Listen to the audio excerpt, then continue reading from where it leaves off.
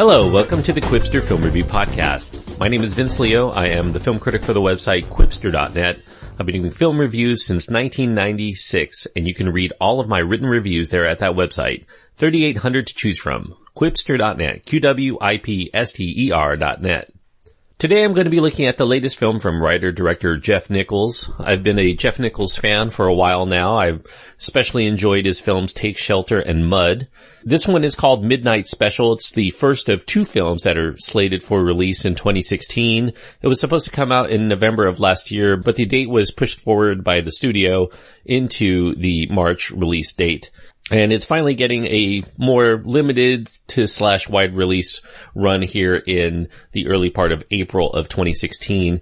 It's a cross-genre excursion. It's got elements of drama, thriller, sci-fi, adventure, and it's a PG-13 rated release because of some violence and action. It runs an hour and 52 minutes.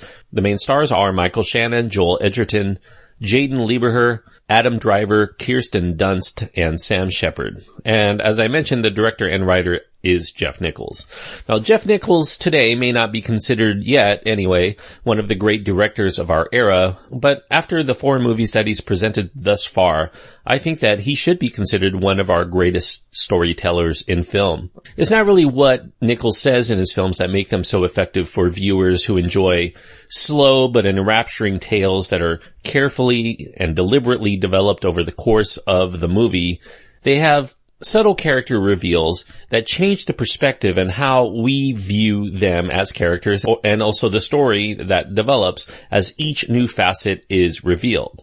As such, I do have to say that Midnight Special is one of those movies that I would encourage you, if you have an interest in seeing it, in watching while knowing as little as possible.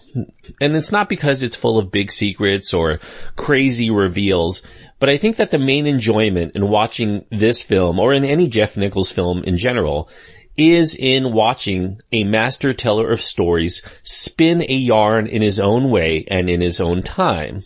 So what I'm saying, I guess, is if you have the ability to go watch the movie, go watch the movie and come back to this review at a time in which you've seen it, because I think that's the best way in which you can take it. Now, for those more adventurous in finding out what the movie's about before you see it, I will still maintain my policy of trying to keep things free of major spoilers, even though I know that some of what I discuss here isn't revealed into later on in the film, including the fact that it's a science fiction premise. Jeff Nichols keeps his cards quite close to the chest until they're ready to be played. So I think that he would prefer you going into this film with a clean slate and just let him be able to tell his story. That way you won't have an anticipation of something happening before it's time for it to happen. The rest of this review will either assume that you have already seen this film and want to hear my take on it, or you want to learn a little bit more about the movie before you make your decision on whether to see it, and you don't mind the fact that you'll know a little bit of the story before going into it. I would say that this is a very intriguing, straight-faced science fiction thriller. It draws us right into the story. It immediately shows us 2 armed and very anxious men, and according to news reports, we learn that they've seemingly abducted an 8-year-old boy for reasons that are increasingly made clear as we course through the story. One of the men is named Roy Tomlin, and he's played by Michael Shannon.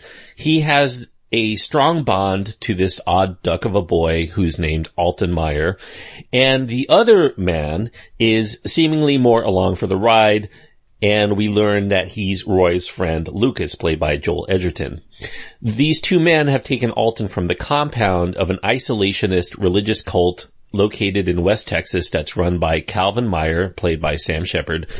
And this cult is actively seeking the return of this boy because he's seen within this cult as a messianic prophet whose seemingly random utterances have formed the basis of their beliefs, including the specific time and the place in which something major is about to occur that will affect them all. So, also hot on the trail of the men are, of course, because of the abduction, members of law enforcement, and included in that is a brilliant analyst who works for the NSA, Paul Sevier, who is played by Adam Driver. Paul is desperately seeking knowledge on how and why the young boy has been spouting top secret information that no one outside of their organization should possibly know, and that boy is becoming a risk to national security if he's left unchecked, especially since the cult at the compound seems to be arming up for something more cataclysmic to come. Now, if you've seen the trailers and advertisements for Midnight Special, I think that you'll already be clued in on the extended nature of the boy's abilities before they actually occur in the film. So I think that the trailer and the ads already kind of spoil the film in that way, because Nichols doesn't really reveal the nature that the boy is somehow special or gifted or has powers beyond those of normal humans. We do see him early on wearing swim goggles. We learn later in the film that they don't really manage to minimize this blinding light that Alton sometimes beams from his eye sockets at various points throughout the movie. It doesn't take that long before we realize this, but it is one of the story elements that Nichols decides not to share until sometime into the movie. The tension of what amounts to basically a sci-fi chase film comes through not only in the protagonist's continuing escape from authorities, as well as trying to stay away from members of the cult, but in also having to make the crucial deadline that Alton has been foretelling in his utterances, and they will have to do it before Alton, whose health appears to be fading, especially of late, before he expires from whatever malady that's been afflicting him. Pulling out just a little bit from the details of the movie to kind of give you much more of an overview, I'll basically say those of you who enjoy the films of the 1980s will likely recognize some of the sources that Nichols seems to be pulling from in making Midnight Special. Obviously, elements of the main plot will remind many viewers immediately of Steven Spielberg's E.T., the Extraterrestrial. Maybe even some other of early Spielberg's films. Certainly Sugarland Express was a chase film that he did back in the mid-70s. Shortly after that, he did Close Encounters of the Third Kind, and certainly elements of that story are incorporated within Midnight Special as well. Those people who are a little bit more in the know of their 1980s films will also see much more deeper shades of John Carpenter's Starman, which I think this one reminded me the most of, especially in terms of its basic plot structure. Some people may also compare it to a little bit of the 1984 film Firestarter. Nichols has been asked about similarities to that movie, but he claims he had never really seen that film all the way through, so he wasn't intentionally drawing from that, even though there are some similarities there. I think that what's most important to note is that all of the films that are mentioned as influences, they're all films that came out from the mid-1970s through the mid-1980s. And Jeff Nichols was born in 1978, so a lot of these movies were probably of interest as he was growing up.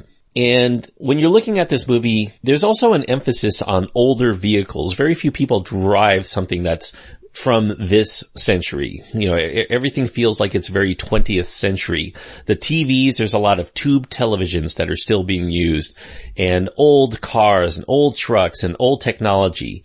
Even though this film is set in the modern day, we learn, I would say that this film is probably set in around 2014, even though there's a lot of old technology within the movie. And unlike those films, whether you're talking about Starman or E.T., both of those films contain a healthy helping of comic relief. And Jeff Nichols for this movie seems to not be deliberately going for crowd-pleasing elements like making exciting chase sequences happen early and often. There's no really obvious moments of comic relief. You may find a few things funny. You know, there's some ironies to be drawn within the course of the movie, but I don't think that anything is deliberately trying to make you chuckle. And although it is a chase film, I don't think that it's trying to titillate you with a lot of car crashes and things blowing up either. The film has incidental scenes that touch upon those things, but Nichols definitely is trying to keep everything grounded in a kind of reality. Nichols here is drawing upon themes that he himself explored to a certain extent in his own Take Shelter. That film was about a man who saw visions, and Nichols left the answer as to whether that character, who was coincidentally played by Michael Shannon, was truly a prophet, or if he was merely suffering from a degenerative mental disease. Midnight Special is a bit more straightforward in its reveals on the nature of its main character. We definitely know that the child is not imagining things, but I think it ultimately answers its main question with much larger questions about things that we all ask about. So for the movie, Nichols put together a pretty fine collection of actors to sell the film, including his muse, Michael Shannon, who's been in all 4 of Nichols' films thus far, and is actually going to be appearing in his 5th film that's coming out later in 2016 called Loving. Shannon and Nichols definitely are on the same page in every one of the movies. Lieberher, who is playing the young Alton, does pretty well in a very tricky role, playing the odd young child who's struggling between feelings in his present and his knowledge of what's coming. And that allows us to sympathize with his confusion.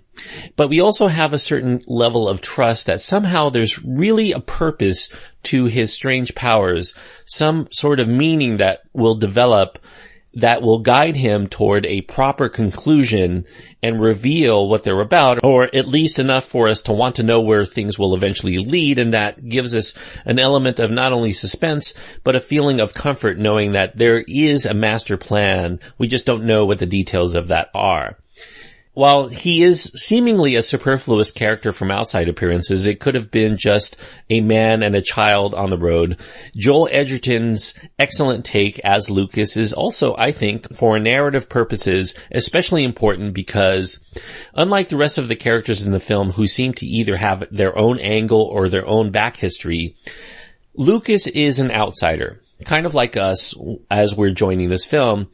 And not only does Lucas's character ground the story because he has a healthy amount of deliberate skepticism that he brings to the story that allows us to marvel about the things that actually are kind of fantastical, but his presence also allows to draw out more expository information to be said aloud from Roy and from Alton that will make things a little bit clearer so that we're able to follow along because we're dropped right into the middle of the story. Adam Driver is even more of an outsider. He plays the curious NSA analyst, and he gives us a more empathetic face to the pursuers of Alton.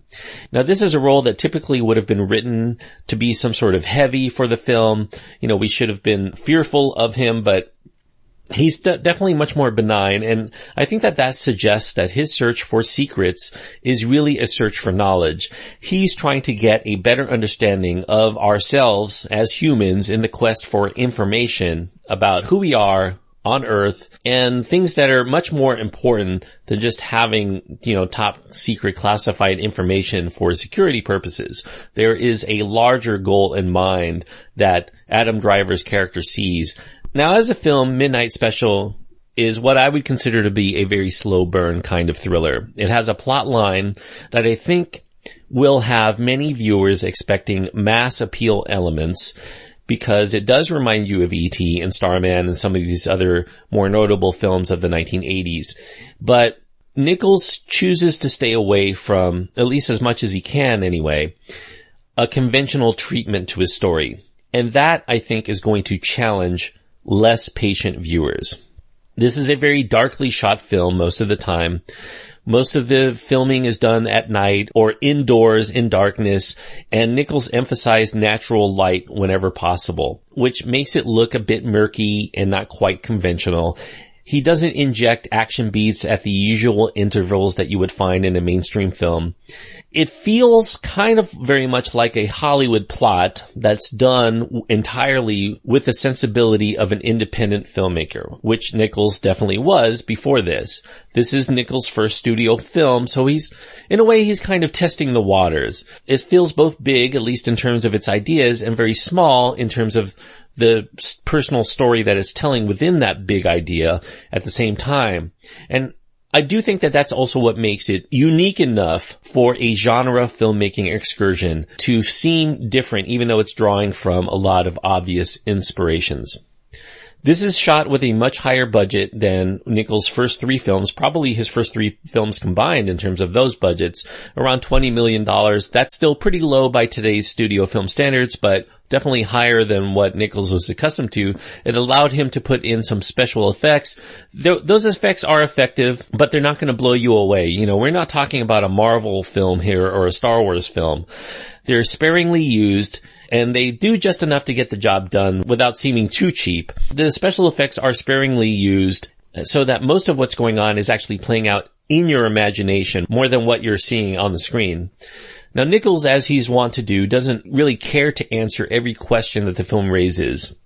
And that fact may also put off some viewers who have an expectation that in the end, everything is going to make sense and everything is going to be revealed. So this film doesn't give you that. As I mentioned earlier, this film answers its small questions with bigger questions. And so if you want to be at the end of the film and have it all wrapped up in a nice, neat bow, you're not going to get that. Now on the other end of the spectrum, there are some viewers who will go the other way, which is to find that the film's ending reveals a little bit too much than what's necessary. They may have liked things to remain a mystery. They may not want to see certain things that the film reveals and feel that it had more power in what it didn't reveal than what it does. And those people may come away feeling a little bit disappointed. So this is kind of a tricky movie. Like I mentioned, it's an excursion, which generally means that it's playing around with genre. Nichols here is really toying with the conventions of filmmaking and the way to tell a story and maybe even capture some of the stories that he enjoyed as a youth and to try to do things in his way, what he would have done with these premises. And in a way that makes it a little bit personal in terms of him as a filmmaker, even though it's not necessarily a very personal story other than the fatherhood aspect of the movie. And I think that may be a little bit distancing to us, since it is him toying with his own personal vision. In a way, we're watching somebody entertain us, certainly, but to do it in his way, in his fashion, in his time, in his own place. I think that you have to be accepting of that premise going in. So I think it's more about the journey than it is about providing these pat answers. And that, along with Nichols' ability to draw you in as a storyteller, I think is what makes his film, like The Boy at the center of it, uncanny but truly special. I'm giving Midnight Special 3.5 stars out of 4. And 3.5 stars means on my scale that I do think it's worthwhile if you're a science fiction fan, if you're a fan of films of the 1970s and 1980s, especially those kind of sci-fi fantasy chase films that I mentioned earlier, I think that this will definitely be right up your alley, and I think it's worth going out of your way to see. Thanks everyone for listening. I hope that you enjoyed the review. If you want to contact me, you can do so by going to my website, quipster.net. You can also find links to my Twitter feed and my Facebook page there. That's QWIPSTER.net. If you want to support the show, leave a review on iTunes. And if you haven't done so already and you want to hear more of my reviews, I do encourage you to click the subscribe button. And I will deliver more reviews to you on what's currently out in the theaters on a mostly daily basis. The Quipster Film Review Podcast is the name of the show. Until next time, I hope that you enjoy your time going to the movies, and let me know if you do go out to see Midnight Special what you thought and what your take is on what happens throughout the movie.